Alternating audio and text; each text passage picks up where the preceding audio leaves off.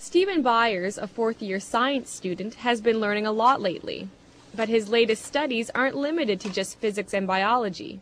Byers is learning about Islam, a religion he's recently embraced. Like a brief illustrated guide to understanding Islam. About 5 years ago, Byers couldn't have pinpointed what belief system he followed.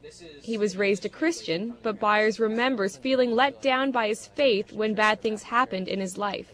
I would always question, like, why would God do that to me, or my family or my friends, it just didn't make sense to me. And then I got pretty angry. That was like the only time in my life where I was really angry about a lot of stuff. Now Byers is feeling more settled.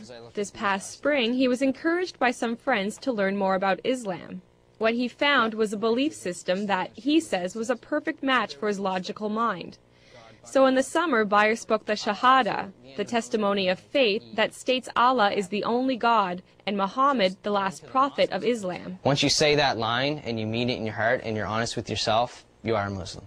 It says, say there is no God but God. Abdul Haq Hamza says one reason why people gravitate to Islam is because there's something missing in their lives they want to fill.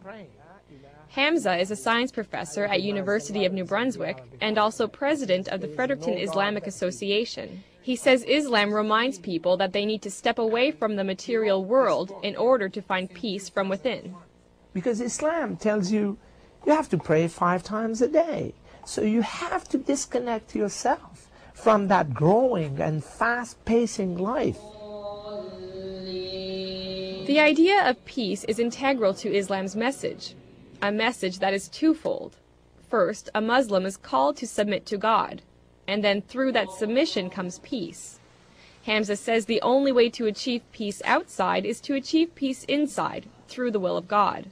It's like a glowing piece of coal.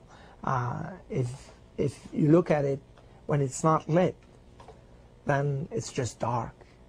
When it's lit, then the darkness disappears, and it's just a source of light. The other major duties that are required in Islam can strengthen a Muslim's commitment to God and to peace. They include praying 5 times a day and reading Allah's Book of Revelations, the Quran, fasting in daylight hours during the lunar month of Ramadan, giving to charity, and, if you have the money, taking a pilgrimage to the holy city Mecca at least once in your life. Byers hasn't been to Mecca yet, but he did take part in the fast of Ramadan for the first time.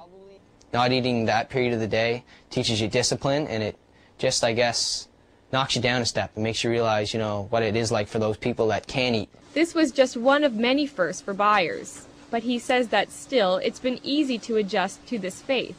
That's because he feels the fundamental values of peace, charity, and goodwill were already a part of his character. So just coming into it, I guess, would be just changing from the way I was to knowing that's how I was. Maybe it was more of a coming to understand the way I am. Islam is what is with you all the time. You were born with it. It's, in Arabic we call it fitra. It's that which is part of you. They started walking the walk of Islam when they were ready for it.